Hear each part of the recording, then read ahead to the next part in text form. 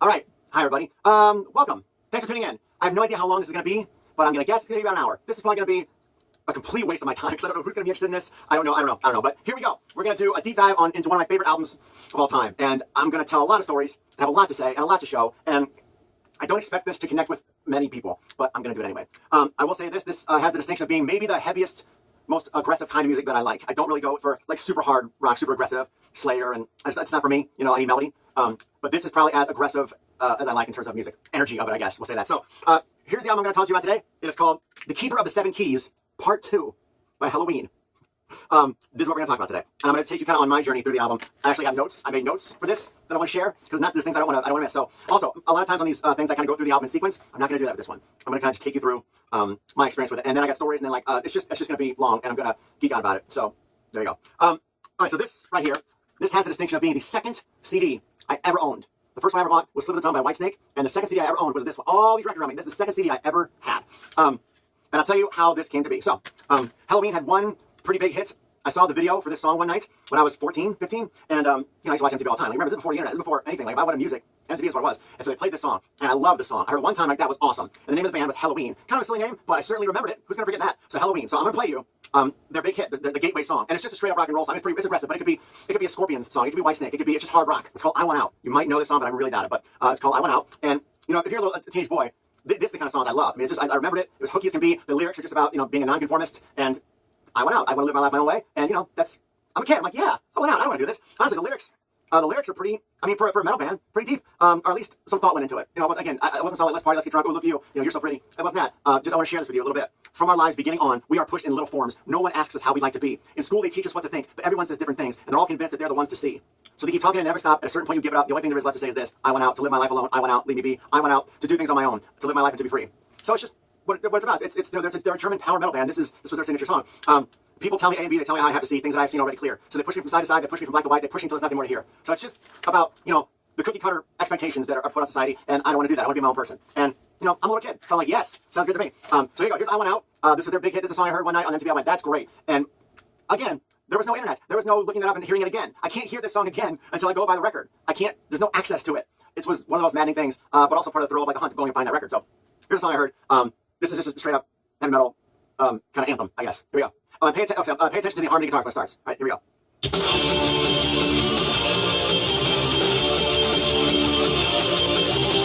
Right? There's nothing too aggressive yet. It's not super assertive. It's just kind of metal song, simple chords.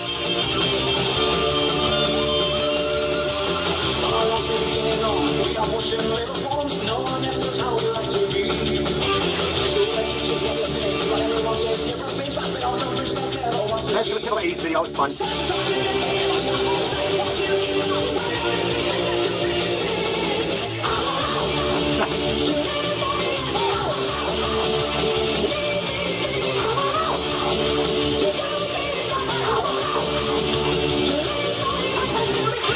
No, it's a metal song. Alright, so I won't make it sit through the whole thing, but then we're going to like another verse on the chorus, but it's just, you can kind of see how it hooked me. Like, it got me like, oh, it's awesome. So, I'm going to demonstrate, the songcraft. The songcraft and the musicianship of this band is incredible, especially given their age. I'll play the rest of the song, and I'll tell you a little bit more about the band before we move forward, but I'm going to skip to like after the second chorus, where the bridge comes in. And again, most rock and roll bands don't write bridges, because they don't really know song structure, but it's awesome. Here we go. This is the end of the second chorus, right? Bridge.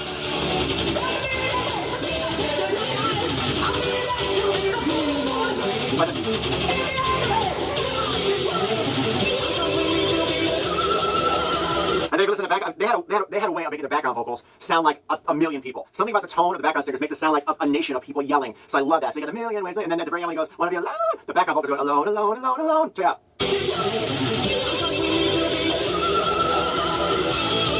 This solo is very melodic. It's very tasty. Like it's not just blurring. It's like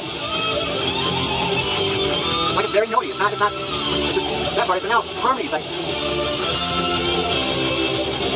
Because these guys can play, and it's a very anthemic solo. It's awesome. Alright, breakdown.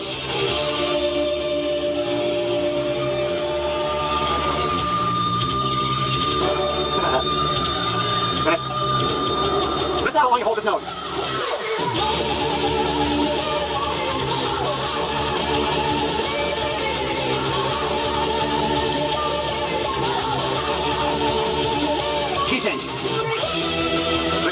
answering that guitar part back again now? That's just one of these, you know?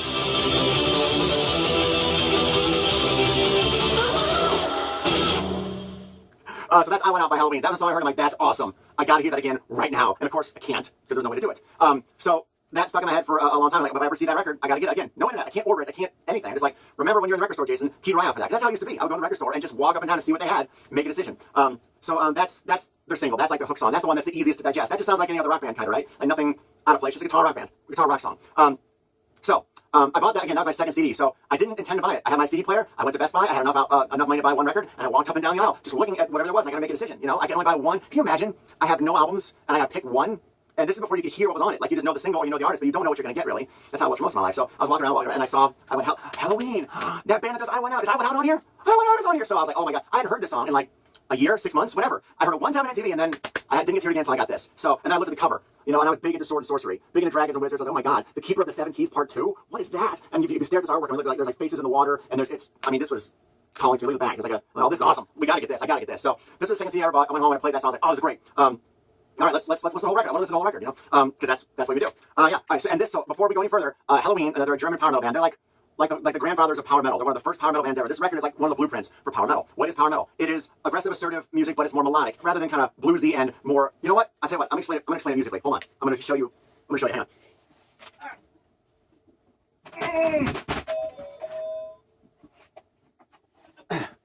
All right. So it's somewhat difficult to explain the difference between melodic rock and like blues rock, but it's about the notes that are being used. So melodic rock is like Journey and Bon Jovi, like the stuff that has a big anthemic choruses and it's very sing-alongable and it's kind of a little fluffy. And then blues rock is more riffy, more like Led Zeppelin. Walk This Way, Aerosmith, is not melodic. It's more of a blues thing, but there's like no real big choruses on it. I mean, walk this way, talk this way. Well, it's not really that, but it's about the guitars and the riffs. There's a lot of songs that do that. It's more about kind of the blues scale and more about riffing than it is melody and hooks. And melodic rock is more soaring. So like, you know, here I go again on my own. Like that's more melodic. Everybody can sing it. Helloween is like one of the founders of power metal. Power metal is metal music, but with a melodic rock musical structure. So they're very anthemic, big choruses, big melodies, big hooks. It's not just there's like Iron Maiden is more kind of blues based. It's more about riffs and kind of wailing. But Helloween, you're gonna hear, is about soaring choruses and melodies and things that just stick in your head, catchy stuff. And it's all dressed up in this very high energy kind of music. And it's mostly lyrics about very like positivity, kind of more fantasy oriented stuff and stuff about like kind of self identity and conformity and stuff like that.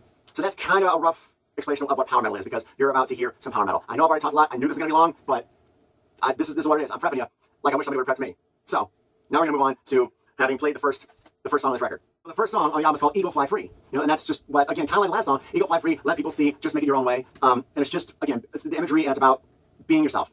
This is how the record starts. So keep this in mind that I only heard I Want Out, and I just figured that this rest of the sound's gonna be like that. I never heard this kind of music before. Are you ready? There's a whole introduction. I'm just gonna play through it, but we'll speed through the introduction because it's like a minute intro called Invitation, and it just has like an eagle cry, and then it kind of leads its way into the album opener, which is great. By the way, this band, this is how old everybody was, all right? This band who wrote all this up and performed it all and did it for real. The oldest person in the band was 25. One of the lead guitar players was 25. The other guitar player was 24. The drummer and the bass player were 22, and the lead singer was 20 when they wrote and recorded this album. And the singer and the two guitar players all wrote songs independently, and they made this. So this has been done by kids who can play like this. The dedication and talent that takes, and then to take it and they have people that are, I'm just gonna play it, but these are kids made this record and wrote this record, and this is their third album. This is Keeper of the Seven Keys Part 2. Here's Part 1. Oh my God, here we go. Here's how the record started.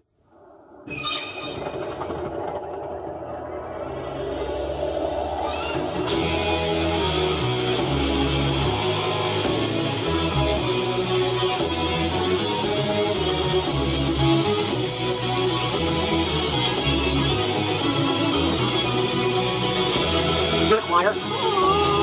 There's the chimes, like the bells. I'm like, all right, I'm in. All right, yeah. Good to the old Jason, like, all right. Oh, God. All right.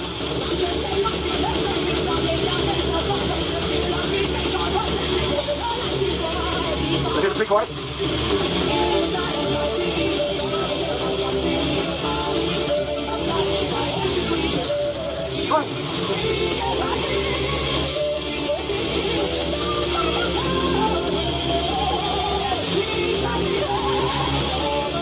This is just crazy. So that's how it goes. Now I want to point out how the melody is. It's just eating all for free, let people see. Like, you could do this song. You could record this song. I was almost going to do it. I was almost going to figure out the chords and play it like on guitar real like pretty to show that it's actually a good song. It doesn't have to be done that way. But I don't want to pull the song apart. I don't know what the key changes are. I don't want to know. I want the magic to exist, so I'm not going to do that. But it's a very soaring, catchy kind of chorus. And the chord changes are great. And just so, again, just to point out that they're like trying to say something is people live in big confusion. They don't like their constitutions. Every day they draw conclusions and they're still prepared for war. Hey, we think so supersonic and we make our bombs atomic, or the better quite neutronic, but the poor don't see a dime. Nowadays the air's polluted, ancient people persecuted. That's what mankind contributed to create a better time. So this is a 24-year-old kid who wrote this song. It's just everyone is on full display. They open up the record and go, everybody do what you can do. It's so tasty. It's done so well. So I'm gonna skip to the second chorus, but then I'm just gonna let it play. I love this. I'm gonna geek out and I'll watch this myself in 10 years and be like, that was awesome, because no one else probably gonna watch it, but I don't care. This is awesome. Here we go.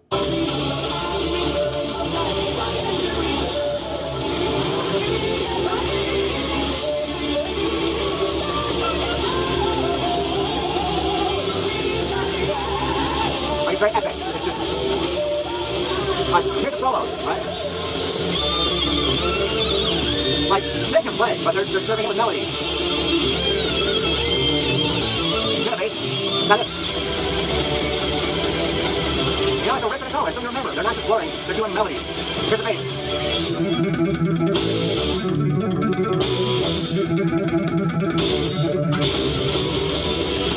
Again. So it's two lead guitar players. The lead guitar players take turns. That was more flashy. Alright, drummer's turn.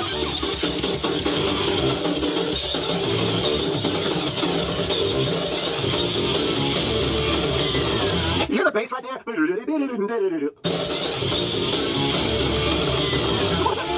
Yes, 22!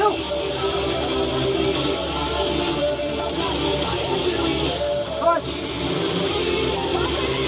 I'm a kid. I'm digging it. Listen, hear the trumpet? There's a trumpet right here.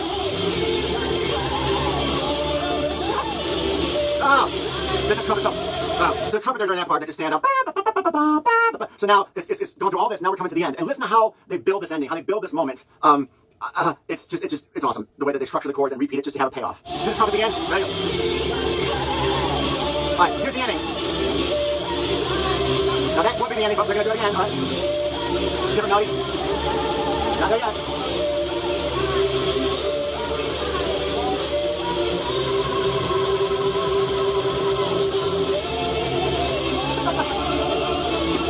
Oh God, it just takes forever to build that part, but it's awesome. It's so good. And you're a kid. I'm like, together we fly, forever we fly, someday. And then as soon as it lands, there's a guitar behind it that picks up the melody, and it's playing the melody of the chorus. It's so melodic. There's no need to shred. There's no need to go crazy musically. Just serve the song. Listen to the guitar. It picks the melody back up to the end. Ready? 3, 4. Big finish. You hear the choir, and everything is just.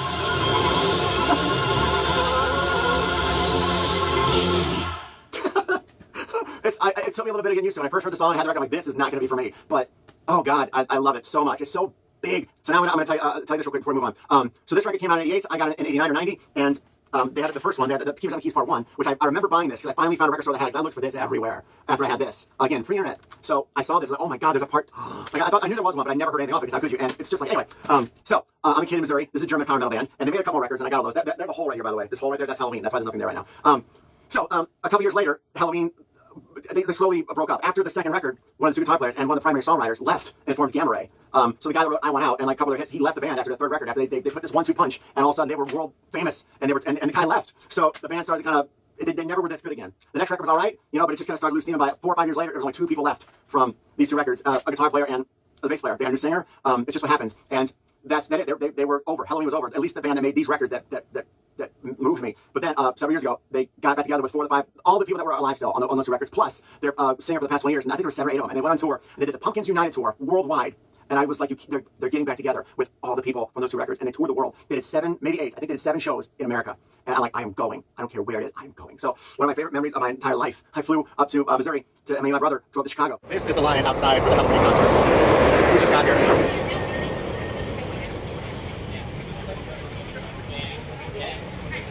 So, yeah. Wow.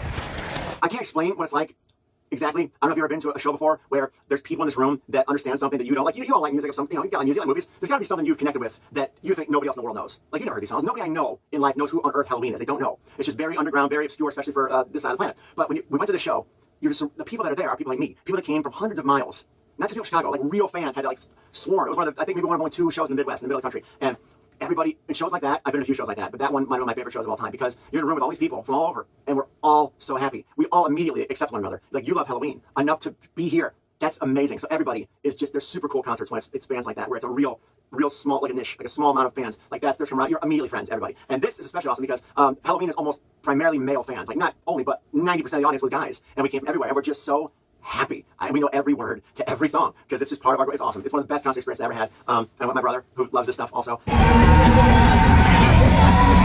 And one of the best moments I ever had at a concert was Eagle Fly Free, because they did that whole building thing at the end. And when the singer does that "oh" after it pays off, like this part right here, right here it comes, right here. Just that. When we went and saw them, that part came, and the singer turns to the audience, and it's just an "oh." All it is an "oh." But everybody was like, "oh," everybody did it. It was one of the most. It was so loud in the room. Just go, this is amazing. And it was one of my favorite things ever. I think I started to cry. I think it was just like, I'm watching Helloween play Eagles Fly Free, and it's them, and the energy was amazing. So it was really one of the best concert moments I've ever had.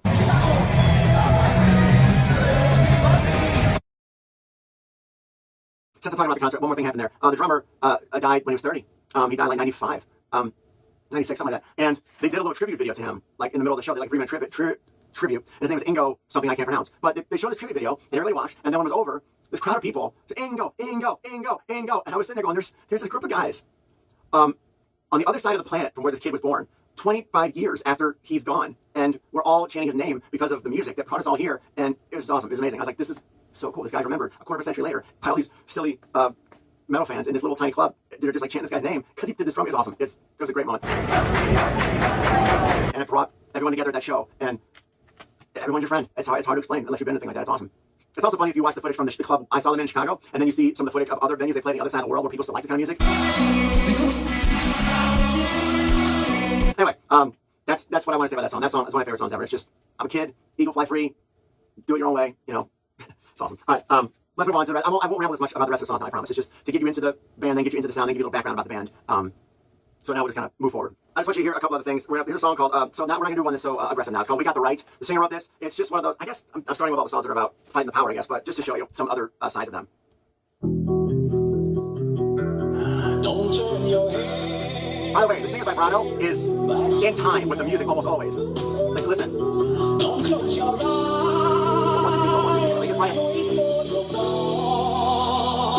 I don't even hear that, but... If you're ready, put your hands down, you want to put your head. If you're ready, put your hands down, you want to say it. In the time, it's not making it for you. You can buy it, do what you want. Got to try, I'm taking all in your mind. You got this, I'm just trying now. I also want to say, I understand if this guy's voice is not for you. I can get it. I can understand if it rubs you the wrong way. But it's an exceptional instrument he's got. But I get it if you don't really dig it. And then, like, the next lines, you better believe all you do has a sense, and it's not for nothing. You better believe all the troubles you have will play you someday. It's just... Why don't you help yourself and do the best? Put all the bombs back up there, build his ass. You know, it's just about, again, you know, be yourself, be strong. So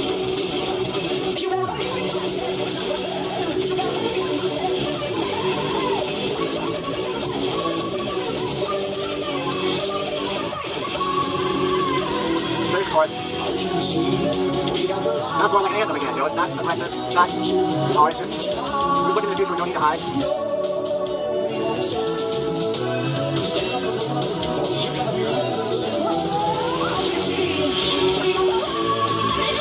And the vocals, right?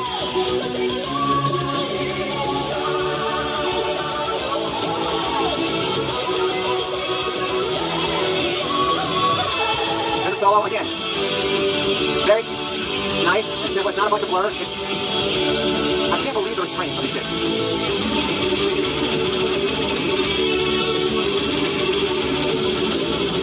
Again. Harmony guitars.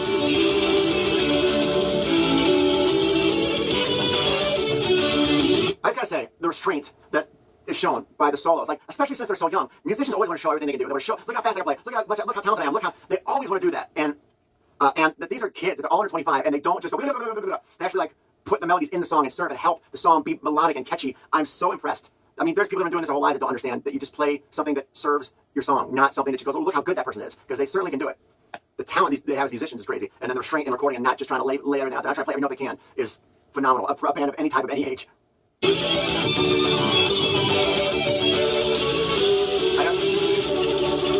choir. I love that.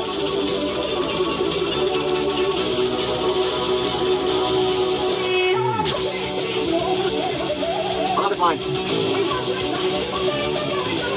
Great line.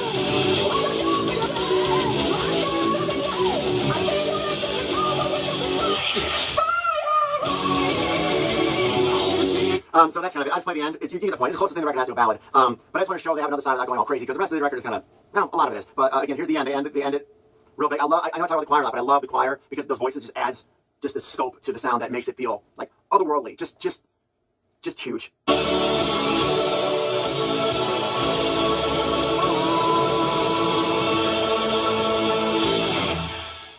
awesome. All right, so let's go. Now I'm gonna touch on a couple other songs. The next one's called "Save Us," and again, most of these songs are pretty assertive. They're pretty aggressive. So this is called "Save Us." This is just about it's just mythology. It's just the end of the world kind of thing. But it's still I'm just gonna play it.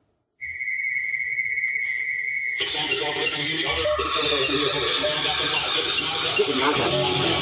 This is pretty aggressive. Probably most of the best song here.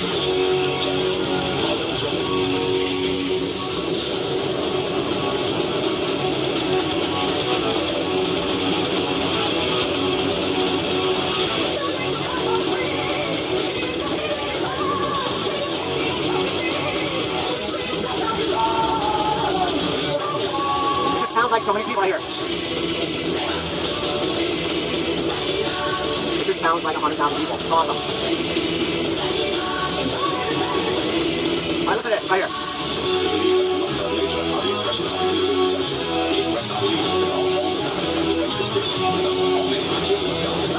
What? It's just insane. It's not something that normal 22, 24-year-old kids are writing. And then it comes out of that, it goes into a bridge. It's real short, but it's so, again, it's so melodic. This little bit right here, this tiny little bit is very melodic.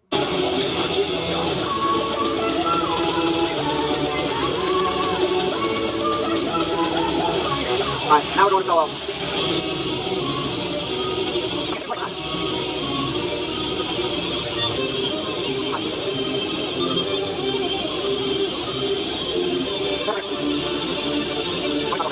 Alright, let's go to the last chorus here.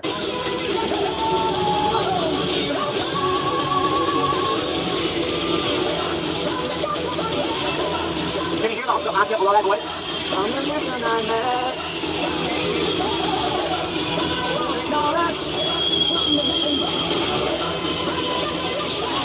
Alright, now at the end, they're going to double kick now.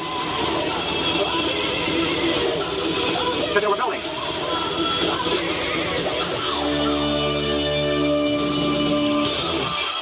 And again, remember, like all this is dressed up in this album cover. Like I'm looking at this, being like, it's like Lord of the Rings. You know, it's like it's fantasy. It's just I'm a teenage boy and I'm loving all of it. I just so there's a little bit of a song called Rise and Fall. I just want to show you a little bit of the sensibility, the musicality of this. It's not just kids playing as loud and as fast as they can and just crapping out any lyrics that they can come up with. Like there's thought put into this. There's real time put into the structure of the solos and the notes. It's just not. It's too rare. It shouldn't be this rare. And so many bands stood on their shoulders and carried this kind of thing forward. Like there's a lot of Helloween copycats, but none of them were as good for me. So I'm gonna show you a little bit of a song called Rise and Fall. And the melody of it is again almost pop. There's a little bit of the melody here before it gets to the double kick part. 1, 2, 3.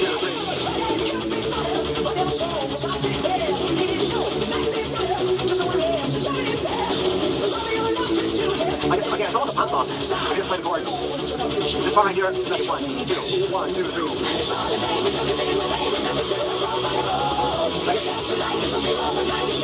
But now I got this. Bass. Let's see, I'll get my bass.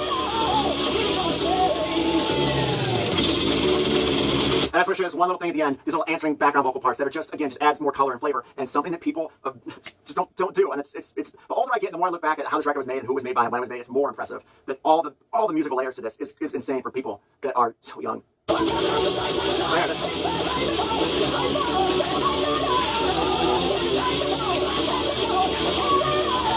It's just little stuff like that, but it's only the last chorus, but it's just another place to do more musically, and it's super cool. All right, we'll move on from that. We're gonna do the March of Time. I love this song so much. So the March of Time. This song, like Eagle Fly Free, is epic and huge, and the lyrics kind of moved me and scared the crap out of me when I was a kid because it's basically just about the March of Time. It's about, again, doing the best you can with the time you have, and that we can't stop it. And me and my friend Mike at the time, we pointed to this song because I got my buddy Mike into this also, and he was talking about how people were talking about how metal is bad for you and how it's going to give you bad, it's a bad influence and give you just put thoughts in your head that are evil. And we always talk about the song because the line is we long for more eternity and maybe there's no life. This one is short no matter how you try. life is too short to cry, long enough to try. Don't waste your given time to make things worse. It's very positive. We always point to the March of Time as like, this song is telling us to move our asses and do something with ourselves. And actually on Helloween's other record, they had their Keep It 7 Keys Part 1, there's a song called I'm Alive. That's just about, it's so great to be alive. I'm a king, can't see my crown, I'm alive right now. And a little time, we got a little time. The lyrics, honestly, of power metal are normally very uplifting, very kind of fantastical. So, and also at this time, I was heavy into the piano. Like, this is when I was just starting to finally fall in love with the piano. So the fact that this song has piano in it, that's all I needed. But this song is huge and epic, and here it is, the March of Time. I'm going to probably just listen to the whole thing and geek out over it, and I don't know if I'm going to include it on this video, but we'll see what happens. Here we go.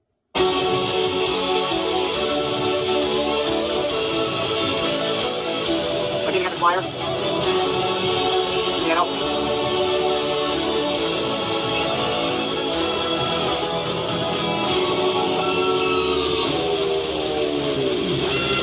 When I first heard this, I thought it was going to be a slow song. Nope. But it's a bit.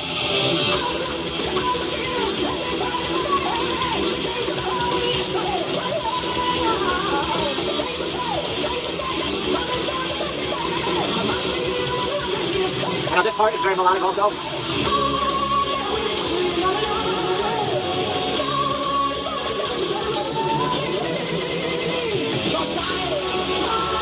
Don't touch it again. Harmony.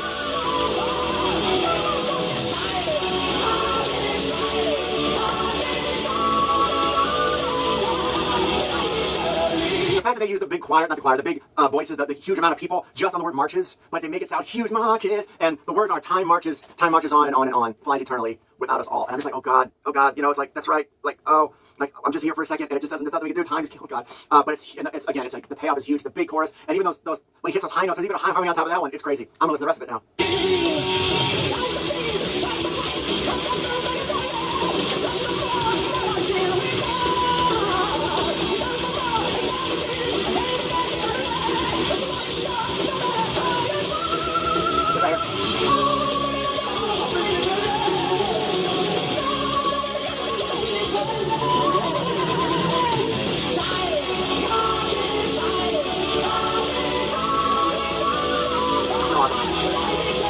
And now solos.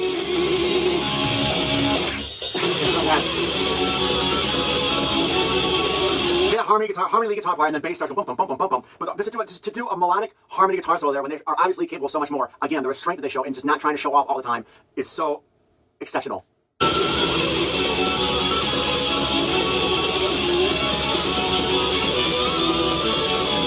Halftime.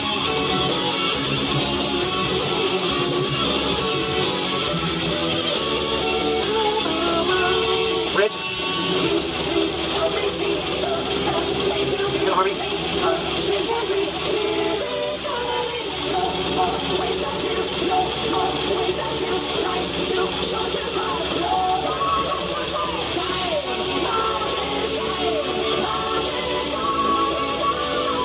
And again, when I went to them in concert, you can imagine songs like this when they turn to the crowd. Can you imagine? They just say, time! And we all go, marches, time! March! Like everyone, it was awesome. You stand around with hundreds of guys who are yelling as loud as they can, marches! Like we are those people now. The thousands of people on the recording now is the crowd, and we know all of it. There's nothing like it.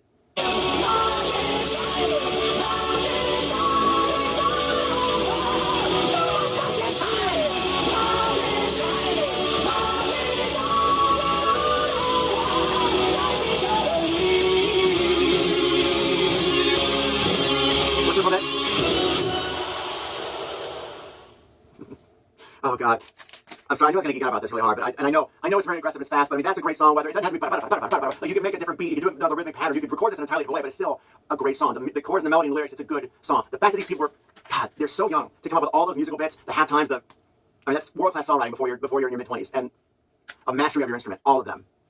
And I cranked this stuff out, man. Part 1 came out the year before. Part 2 came out right after that. Yeah.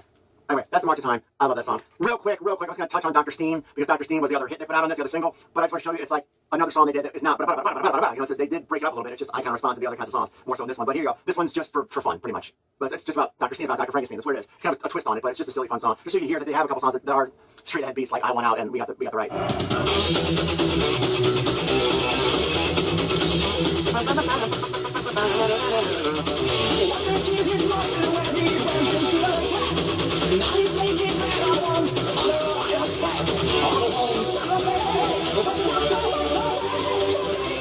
Again, that's very catchy. Like that melody and those chords. It's almost a pop song. Actually, you might like this a lot more than the other song. Actually, here we go.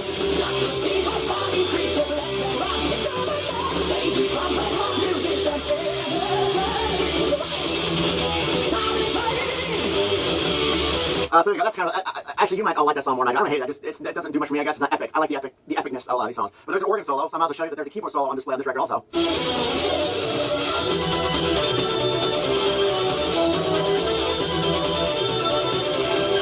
Why not?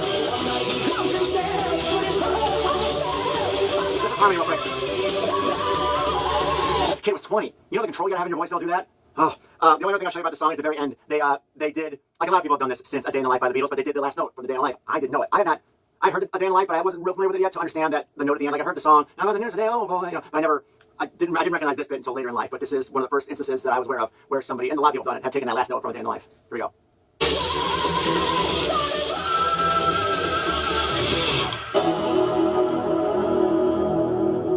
Like, that's obviously A Day in the Life.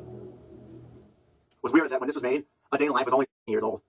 This record is 32 years old now. Messing with my head. But Dr. Steen, it's kind of more pop song. I just want to show you they do more than just like the aggressive epic songs. I like the aggressive epic songs. So now we're gonna do the last song on the record, and this song is ridiculous. I don't know if you're familiar with this kind of music. It's not progressive rock, but there are some bands that have long songs, like with a lot of parts. Like so, this is the song, The Keeper of the Seven Keys. This song is called The Keeper of the Seven Keys, and it's the last song on The Keeper of the Seven Keys Part 2. On the first one, Keeper of the Seven Keys Part 1, there's a song called Helloween. It's just a song about Halloween, but it's 13 minutes long with all these little parts. It's awesome. And The Keeper of the Seven Keys is the same thing. It's a 13-minute song that tells a story, an epic fantasy adventure with characters and the whole deal. And it's a fantasy novel shoved into 13 minutes of music with some of the best musicianship and songwriting all came out of this 24-year-old's head. So I'm going to point over here where you can skip to. When this song is over, you can skip right here if you don't want to hear this, but I'm going to play it because I'm doing The Keeper of the Seven Keys Part 2. This is the song, The Keeper of the Seven Keys. This is it. Probably better off you just go listen to it on somewhere where the quality's better than this. But here we go. The Keeper of the Seven Keys.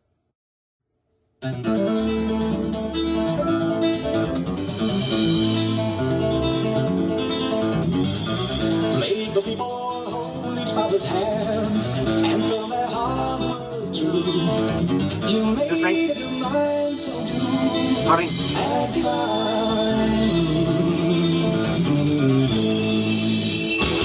Pour on your armor, lift up the fight. Hold up your sword, you lead the light. Make yourself ready. And again, I'm looking at the album cover. You know, it's Dungeons and Dragons, Wizards and Warriors.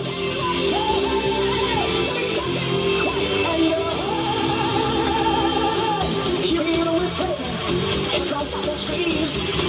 You're running wild, but your life's not free. We know the winds, the sky is your bed. You can throw it down, we're not taking that ride. There you go. And again, if you read along the words, it's a story, right?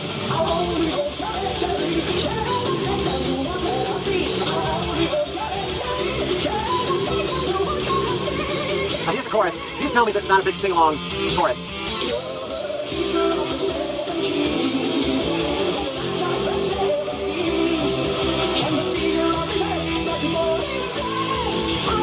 Chords all over the place too. Choir.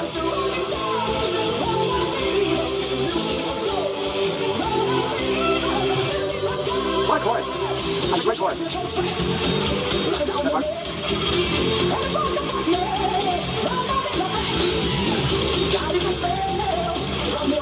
The drummer's just a monster, man. Drummer's crazy.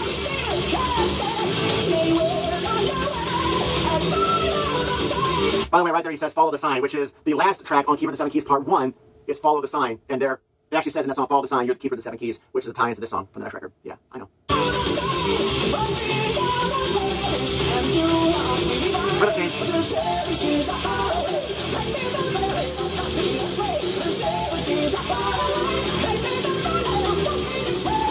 The melodies all over.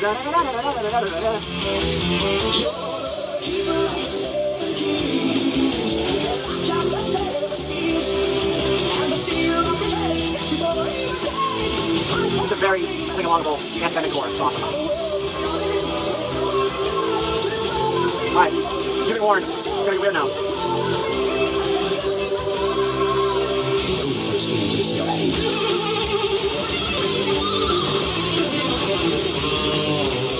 Again, it's so melodic. Like all the notes are intentional, you know? The bass.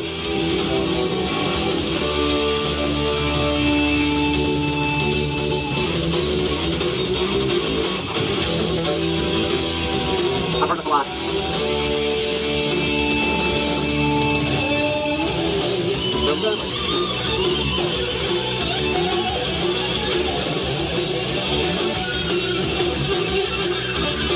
Alright, here we go. More narration.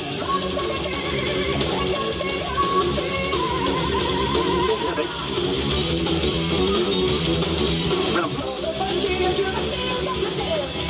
Harmony.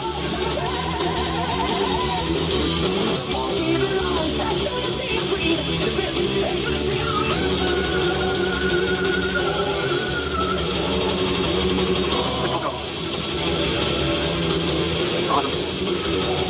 Here's another part that makes sense.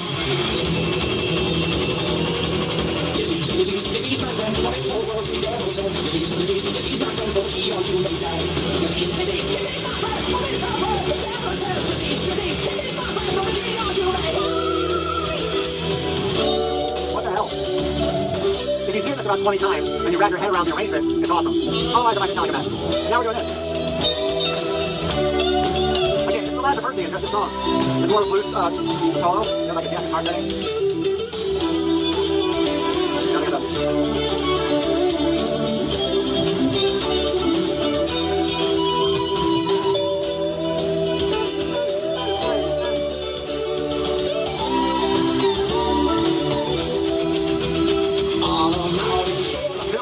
part.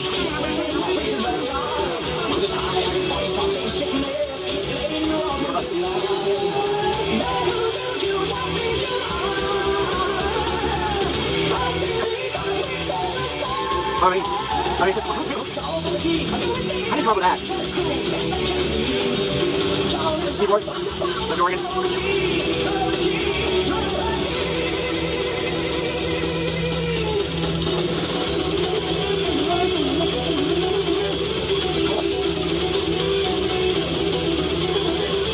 How's it?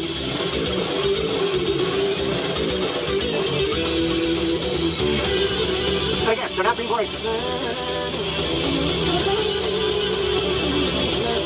So great. Nice.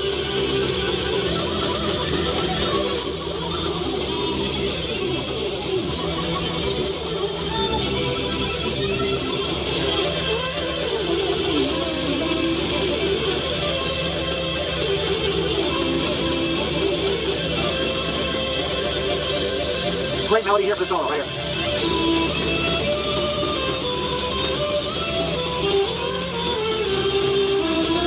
So good. Now harmony. Such a great melody. Those are the chords at the very beginning of the song.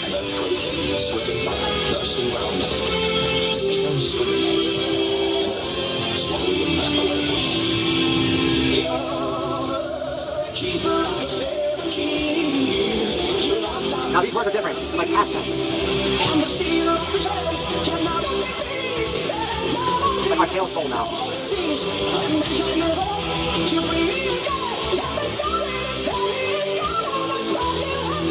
This note, the lung capacity.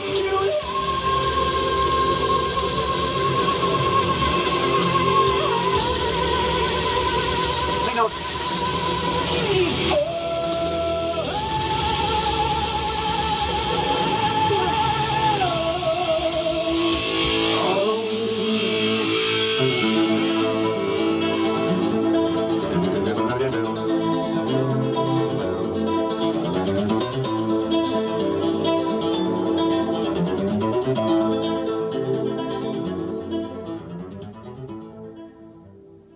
Now again, try to remember, I was like a 15-year-old kid when that came, 14, 15-year-old kid when that came in my life. So a little boy who loved Dungeons and Dragons and music in the Midwest, and this is what you get. It's awesome. Yeah, this was again the second album I've ever held. You know how many times I've held this? And it was so I was so unprepared for it. I didn't know it was going to be, I didn't know what power metal was. I didn't know it was going to be like that. I just expected a record like a lot of the other ones I liked at the time. I was like, what is this? You know, it wasn't groundbreaking. They weren't the first band to do it, but they were one of the best, and one of the first to do it on this scale. Like Iron Maiden was before them. Iron Maiden is not as epic and as melodic as Helloween is. They're in similar areas, but not quite the same. But similar things, similar qualities for sure. The songwriting here is more just positive, more melodic, and I love it. So I know this is going to be a ridiculously long video, and I don't even want to be doing this because I know it's going to take forever to put together, and no one's going to care. But once I got managed to do this record, I wanted to because it's one of the greatest records ever, especially one of the first of its kind, and it brought me to Chicago with my little brother at a show that's one of the best shows I've ever seen, and they were awesome. It wasn't just they were there and they're playing the songs. I mean, they were good. It was great. So that's Helloween. They have these are the records to get. Keep It 7 Keys Part 1 and 2. They had, actually real quick, they had one before that called The Walls of Jericho, but this is before they had that singer. And this is, I tried like a few years ago to re-listen to this, and I couldn't get into it. I still don't like it. And they made 2 more with that singer, but it just wasn't the same. You know, like I said, one of the 2 guitarists and one of the main songwriters. The guy that wrote The March of Time and I Went Out, he left and formed Gamma Ray. Like 2 years later, after that, Keep It 7 Keys Part 2, Gamma Ray is that guy's band. He left and formed his own band, Gamma Ray, and they put out records, and that's what he did. So this is kind of close to Helloween, but not quite the same either, but kind of close. So really, it's just have these 2 records. These are the ones that sound like Helloween, and then, you know, these come close, and then the singer left, and then they got a different singer, and they made all these records with a different singer. And I don't want to say this because I respect the different singer, and this is a double album. Like they did Keep It 7 Keys, The Legacy, but it just wasn't the same. But there's like 1, 2, 3, 4, 5, 11 records. One of them's a double album, and of all these things I'm holding, I like 23 songs. It's just not, it doesn't do it for me. But I bought it all in one song. And that's all. That's Keep It 7 Keys Part 2. I can't imagine I'm going to turn anybody onto that, but I love it. And this is one of the records that was like with me my whole life. Like again, the second CD I ever owned. By the way, this is the one with, like, this is the remastered version. There's the Keep It 7 Keys Part 1 and 2. They remastered a few years ago. So this is the one I held my whole life. This is the remaster. Then they have that with Part 1 also, which I don't think I got out, which trust me, they have it. Is it here somewhere? You don't care what difference does it make. Yeah, the remaster has like different bonus tracks and different mixes and stuff like that. But there you go. Keep It 7 Keys Part 2 by Helloween. If anybody watched all this, I'd be stunned. But there you go. This is why I'm going to stop doing these deep dives, because they just are ridiculous. I can't just say, this is great, listen to it. I just have to sit here and absorb it. And this is not a joke. It is, can you see? Can you see what time it is? It is 6:14. Did not mean to do that. That was scary. Yeah, can you see that? It is 6:14 in the morning.